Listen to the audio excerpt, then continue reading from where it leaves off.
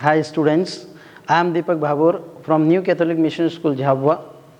Dear students, we are going to study today our second lesson from the first flight book. It is of 10th class book. Dear student, you can see the quotation. Education is the most powerful weapon which you can change the world. That means Nelson Mandela has given a powerful quotation. The quotation given by himself. It means we are going to study a lesson about Nelson Mandela. The name of the chapter is Long Walk to Freedom. This chapter is taken from his book. The name of the book is mentioned above, means it is mentioned here.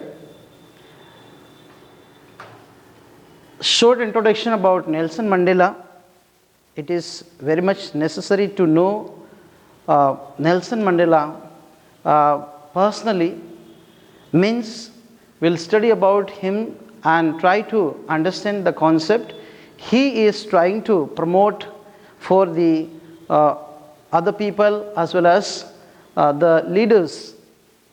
This chapter is written by Nelson Rolihlahla Mandela. He belongs to South Africa. South Africa is located in African continent. It is the southern part of Africa. Long Walk to Freedom is an autobiography of Nelson Mandela. Autobiography means here the life story of oneself, which is written by himself or herself. He wrote a book, its name Long Walk to Freedom. Moreover, a long walk to freedom by Nelson Mandela is all about the struggle of freedom of South Africa. On 10th May 1994, Nelson Mandela has taken the vow as the first black president of South Africa. Mandela assured his countrymen that his country would never ever experience the same suppression of one by another. The chapter has been taken from Nelson Mandela's book of same. Nelson Mandela, Long Walk to Freedom. It provides us a glimpse of early life of Nelson Mandela, his education, 30 years in prison and the pains he had suffered in his young age. The chapter recounts his fight for the freedom for his own people who were tortured by whites. Dear students, the whole chapter is recounting or giving the information about Nelson Mandela, who suffered a lot. As we know, we are born freely, but later on, if we are at the age of 6, 7, so we are under guidance of our parents, elders, because they have to suggest, they have to guide us, they have to lead us, they have to let us know rights and wrongs. So we think we are under them and we are not free. But that can be transitory or temporary bondage or temporary a type of under guidance. But if you are grown up, then you face a lot of difficulties and struggles, separations on the way of your journey. So you experience how much we are captured, we are tortured by other people, and we try to find out the way to be liberated from this type of bondages and this type of tortures. Further says, who were tortured by whites. That means South Africa is a place where whites were governing, whites were reigning the country. That means they were, black people were completely guided by whites. They did not know how to live the life. Even they were born freely, but when these people started governing, these people started reigning them. That means they were guiding them, they were asking them not to do and what to do and what not to do. So South African all experienced a very difficult situation, and it was really a very critical situation for South African, and some of them were of course aware of the such situation. We can understand Nelson Mandela, he took an initiative to free them all from the critical situation. One in which the blacks were tortured and suffered quietly. The second, blacks will be free to live the life of their own. First, it says, which blacks were tortured and suffered quietly. They did not raise their voice. They even did not dare to speak against the law. The law was apartheid. We are going to discuss about all these things. It was really racial discrimination. Apartheid means racial discrimination, means whites, they were having power over the blacks, and blacks were not allowed to enter temple as well as the private places. Even they were not allowed to work in whites' campus. So a lot of difficulties they were having in the time of whites' governance. Secondly, it says the blacks will be free to live the life of their own. Nelson Mandela, the first black president of South Africa, he was going to take certain steps because he became the first black president, and that time what he is going to do for all his people, we are going to discuss there. About the characters, you can see Nelson Mandela, the first black president of South Africa, and his sister, because she used to accompany Nelson Mandela always. Nelson Mandela in this chapter, first black president of South Africa, who fought for the equal rights of the blacks. He suffered a lot of pain for the freedom. Freedom means victory. He faced a lot of difficulties, he faced a lot of pains for freedom, because they were not liberated, they were not free.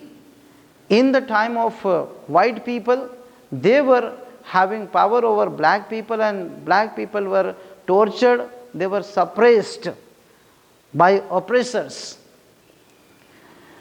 Janani, daughter of Nelson Mandela, who accompanied, okay, so here Janani is a daughter of Nelson Mandela, accompanied in his inauguration. When there was inauguration held in a particular place, she accompanied Nelson Mandela. Thabo Mbeki, first deputy president of South Africa, who was very much close to him. Then Mr. de Klerk, second deputy president of South Africa. Let's proceed. We need to understand the word meaning also. These word meanings are going to enable us to understand the concept of the lesson, the chapter. Apartheid means policy of racial segregation. Segregation at the same time, this is also the discrimination or the separation. Then amphitheater, large open theater, where this Mandela, who took an oath in the open place, that place is known as amphitheater. Then dignitaries, eminent persons. In the time of his oath taking ceremony, many eminent persons gathered to witness the event. Oppression means torture, jubilant, joyful, happy. Emancipation, freedom from restriction, liberation. Troops, carriers means vehicles carrying soldiers. despised, hated, paced up, finished, inhuman, not human, profound, deep and strong, brutality, cruelty, unintended, not thought of, resilience means ability to deal with any hardship, that Nelson Mandela has to deal with any hardship, obligation, that is duties, we all have to fulfill our duties as a father, as a son, as a parents, we need to fulfill the duties. Now let us discuss something more about this chapter. Though the chapter has been taken from Nelson Mandela's book, A Long Walk to Freedom, but a short part of the contents or portion helps us to understand the reality of freedom, reality of liberty, reality of victory. The inauguration. Now, dear students, I was discussing about the amphitheater. This is amphitheater. It is in Pretoria. We are going to have the information about this one also. It was 10th May. We understood in the introduction part that it was 10th May, the day of oath, with a bright and shiny sun. Open area with a bright and shiny sun. Everybody from all over the countries, all over the world gathered to witness the oath or the ceremony of first black president of South Africa. It says Nelson Mandela was supposed to take oath as the first black president of South Africa. A large number of leaders, all from around the world, had gathered there to be the witness of the swearing in ceremony of Nelson Mandela as the first black president. Next says the inauguration ceremony took place a big open building in Pretoria, where the first democratic non-racial government was to be installed. Many people were about to be witnessed of Nelson Mandela's swearing in ceremony. That means inauguration ceremony, as well as the first black president who was about to take the oath as a president of South Africa. The next says the swearing in ceremony of Nelson Mandela. Nelson Mandela was accompanied by his daughter Janani. Where he was accompanied to the place where he was going to take an oath as the first black president of South Africa. Mr. de Klerk was the first person who took oath as a second deputy president, followed by Mr. Thabo Mbeki, who swore as the first deputy president of South Africa. Nelson Mandela swore as the first black president of South Africa. He pledged to obey and uphold the Constitution as a responsibility of, or as a duty of every member of the parliament. He or she has to take care of the Constitution, take care of the norms and the rules and regulation of the Constitution, and to devote himself to the well-being of the people. Also, they take an oath to serve the people as well as devote. That means they became the devotee to the Constitution, and also promised to make the nation free, free from poverty, deprivation, because sometimes they have to face a lot of ups and downs in the way of their journey, or on the way of their life. So they face poverty and deprivation, suffering, and all sort of discrimination. But Nelson Mandela, he noticed all these things and he was not happy, he was not satisfied, because the white people, they were torturing, they were very much tortured the black people, not from the other way, but then they prevented them. They did not allow them to enter their own campuses to work. So they become left out people, and therefore he was not happy with white people. Further says display of the military power by South African jets. Very interesting portion we are going to discuss here. See, jets are in the sky, they are releasing certain smoke, and that smoke was very colorful.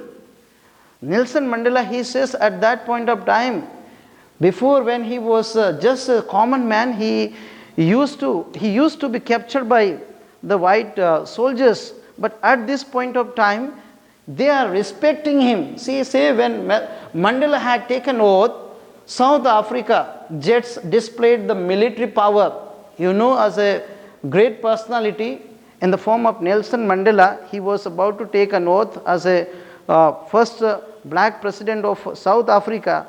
At that point of time, the jets of African army, every jets they were they were releasing the smoke, and it was a good time. He felt that, see, when he was just a common man, he was arrested by the same military force, but then this point of time they are respecting me, so he felt very happy.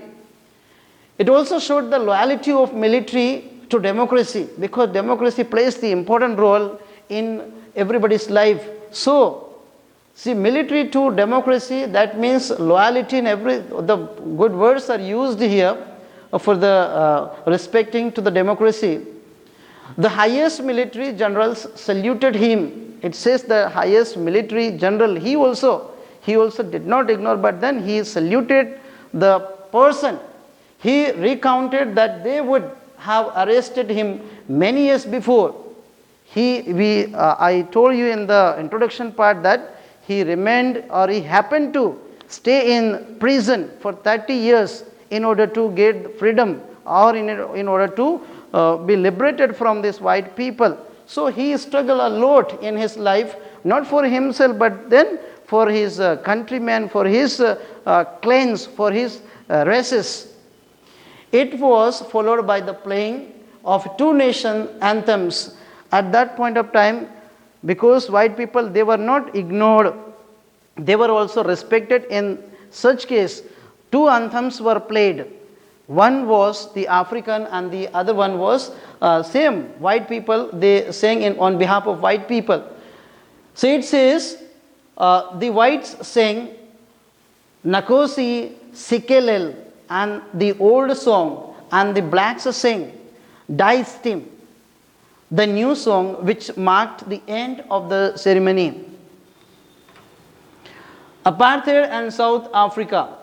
See, apartheid, I told you, a group of the policy which discriminated the people, which isolated the people, and it says the Nelson Mandela, reminiscence means remembers. He remembers at this point of time about days gone by which will soon be the part of history. Means the days Nelson Mandela faced lot of difficulties, struggles. They are going to be history now. They are going to be history. See how, where the whites had formed a system of racial dominance against the blacks. It was the basis of the harsh societies which is now overturned. That means earlier they faced a lot of harshness because of the power of white people. Now the same harshness and the situation and the time is going to be recorded in history. Further he says that the policy of apartheid, policy of racial segregation, this meaning of it is given in the bracket, created a deep and lasting wound on his country and its people. For many years, they have been dominating over the black people, and because of their domination, the governance, they created, or they became the cause of wounds. They became a type of disturbance, a type of torture for his country as well as his people. Now it is the system that recognizes the rights and freedom of all people. That means Nelson Mandela, he is going to create new history in his tenure or in his time of working. Regret of Mandela and remembrance of freedom fighters. Nelson Mandela, he did not forget the sacrifices, the commitments, and the whatever they have given for the country. On the auspicious day, Mandela regretted the loss of thousands of people and remembered the sacrifices for the freedom, for discrimination. It says that Nelson Mandela, in this time, he is remembering the sacrifices of those leaders who had been struggling, who had been facing a lot of difficulties to get victory over the white policy. He thought of himself as a sum of those African patriots who sacrificed their lives before him.